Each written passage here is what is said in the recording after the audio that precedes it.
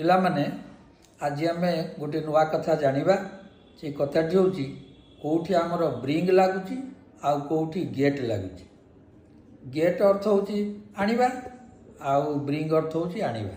ଏ ଦୁଇଟା ଭିତରେ ପିଲାମାନେ ବହୁତ ଭୁଲ କରନ୍ତି। ଗେଟ୍ ଜାଗାରେ ବ୍ରିଙ୍ଗ ଲେଖି ଦିଅନ୍ତି ଆଉ ବ୍ରିଙ୍ଗ ଜାଗାରେ ମଧ୍ୟ ଗେଟ୍ ଲେଖି ଦିଅନ୍ତି। ଶୁଣ, ଆମର ଆକ୍ଚୁଆଲି ଜାଣିବା ଯେ ଗେଟ୍ କେଉଁଠି ବ୍ୟବହାର କରାଯିବ, ତା ଛଡ଼ା ଆଉ ବ୍ରିଙ୍ଗ କେଉଁଠି ବ୍ୟବହାର କରାଯିବ। ଦେଖ, ମୁଁ କହିଲି ପିଲାଙ୍କୁ, ଗୋଟେ ପିଲା ଭିତରେ ପିଲା ତୁମେ ଗୋଟେ କାମ କର, ମୋ ପାଇଁ ଗ୍ଲାସ୍ ପାଣି ଆଣ। ମୁଁ କହିଦେଉଛି ବ୍ରିଙ୍ଗ ମି ଏ ଗ୍ଲାସ୍ ଅଫ୍ ୱାଟର। ପିଲା ବୁଝିଯାଉଛି। ଆଉ ଗୋଟେ ପିଲାକୁ କହିଲି ପ୍ଲିଜ୍ ଗେଟ୍ ମି ଏ ଗ୍ଲାସ୍ ଅଫ୍ ୱାଟର।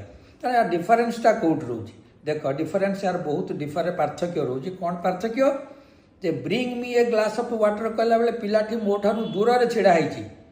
ଯେତେବେଳେ ପିଲାଟି ମୋ ଠାରୁ ବହୁତ ଦୂରରେ ଛିଡ଼ା ଯାଇଛି, ସେଠି ସେ ବୁଝିବ ଯେ ସାର୍ ମୋତେ କହୁଛନ୍ତି ମୋ ପାଇଁ ଗୋଟେ ଗ୍ଲାସ୍ ପାଣି ଆଣ।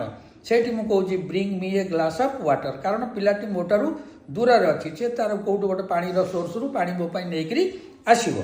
କିନ୍ତୁ ଯେତେବେଳେ ଗେଟ୍ ମି ଏ ଗ୍ଲାସ୍ ଅଫ୍ ୱାଟର କହୁଛି, ସେଇ ପିଲାଟି ମୋ ପାଖରେ ଛିଡ଼ା ହେଇଛି।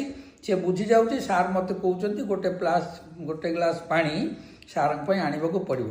ତେଣୁ ଡିଫରେନ୍ସ ହେଉଛି ଏଇଠି। ତୁମେ ତ ବୁଝିପାରୁଥିବ ନା? ଯଦି ନ ବୁଝିପାରୁଛ ଆଉ ଥରେ ମୁଁ କହୁଛି, ବ୍ରିଙ୍ଗ ମି ଏ ଗ୍ଲାସ୍ ଅଫ୍ ୱାଟରର ଅର୍ଥ ହେଉଛି ପିଲାଟି ଦୂରରେ ଅଛି ବା କେହି ଜଣେ ଲୋକ ଦୂରରେ ଅଛି, ତାକୁ ମୁଁ ରିକ୍ୱେଷ୍ଟ କରୁଛି ଯେ ପାଣି ଗ୍ଲାସ୍ ବାପା ମୋ ପାଇଁ ନେଇକରି ମୁଁ ତୃଷାର୍ତ୍ତ ଟୋପେ ପାଣି ପିଇବି। ସେଠି ହେଉଛି ବ୍ରିଙ୍ଗ ମି ଏ ଗ୍ଲାସ୍ ଅଫ୍ ୱାଟର, କାରଣ ପିଲାଟା ଦୂରରେ ଅଛି। କିନ୍ତୁ ଯେତେବେଳେ ପିଲାଟି ମୋ ପାଖରେ ଛିଡ଼ା ଯାଇଛି, ସେଠି ତାକୁ କହୁଛି ମୁଁ କ'ଣ, ପ୍ଲିଜ୍ ଗେଟ୍ ମି ଏ ଗ୍ଲାସ୍ ଅଫ୍ ୱାଟର। ତାର କମନ୍ ଡିଫରେନ୍ସ ହେଉଛି ଏଠି ଗେଟ୍ର ଅର୍ଥ ହେଉଛି ଗୋ ଆଣ୍ଡ ବ୍ରିଙ୍ଗ ଅର୍ ଫେଚ୍ ମି ଏ ଗ୍ଲାସ୍ ଅଫ୍ ୱାଟର, ଯାହା ଗେଟ୍ ମି ଏ ଗ୍ଲାସ୍ ଅଫ୍ ୱାଟର ହେଉଛି ସେଇଆ। ଏବେ ବୁଝିପାରୁଛ?